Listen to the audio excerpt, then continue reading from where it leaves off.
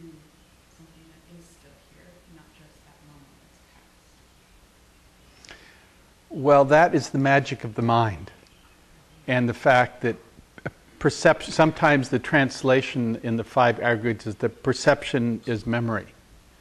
So there's a part of it that we have, but this is the thing we have to distinguish. And this is where our wisdom and our intelligence has to come in the sense that we have good memories, we have bad memories, you know? And how am I going to say this? You know, it's like having had a really profound experience in my life. That experience, sometimes I think it constantly informs me. You know, if that makes sense to you, you know. And so, and the reason it informs me is because my confined little boat in the river that I'm trying to push this way and that way,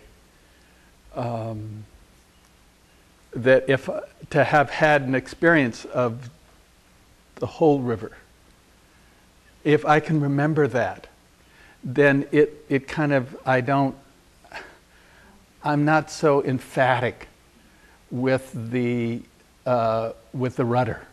You know, I go, okay, you know, I know that ultimately this is not what it appears to be or seems, even though my sense experience with my memory and thought, actually there's a bigger memory that's holding all this. If that's helpful to you, you know, because I think all of us have, and I'm going to use the word again, some transpersonal, something beyond the persona experience that can become something that informs you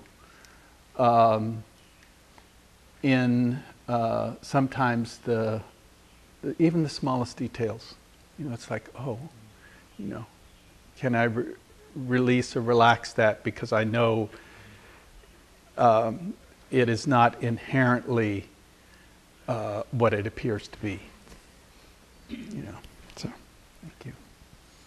Is transpersonal the same as subliminal? No. Different. Yes. Subliminal, you know, it's again there's a lot, that is about and again using the ocean kind of view, is those are the undercurrents, you know, of our psyche. And those can be subliminal where, you know, we don't actually, our brain doesn't actually get the initial material because it's below the surface, so we don't actually see the whole thing itself. Does that make sense to you? You know, so it's more about, that's more about the undercurrents themselves of you know, and some of those undercurrents are so tricky because a lot of it is.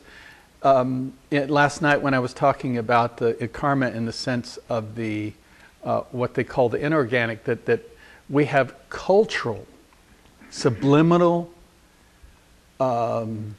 views, you know, that were passed on culturally by our race, by our religion, by the place we were born, by the you know, longitude, latitude, the different kind of diets, you know, all of that was influential in all these sometimes subliminal currents that ultimately we have to, you know, from my view, they have to become somewhat seeable, you know, because otherwise we are just puppets of our cultural conditioning.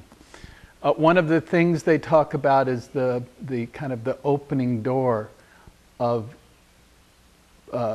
Buddhist transpersonal experience, more towards enlightenment experience, is one of the things is the view of ourself, and another one is our cultural conditioning.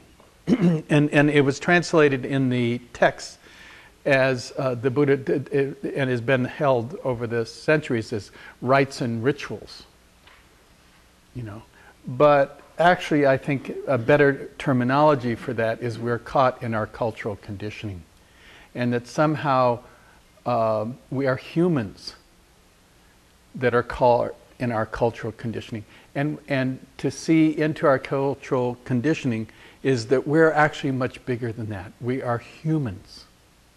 And humans mean that from a Buddhist point of view, that we are ultimately, we all experience the same pain and psychology, you know. And it's really where fundamental empathy for all human beings, all beings, exists.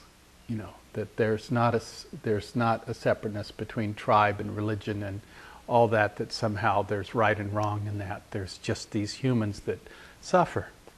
You know, and some of it is just based on cultural conditioning, and religion, and place and time, and you know, education and wealth, and all the diversity issues are all kind of fundamental in that.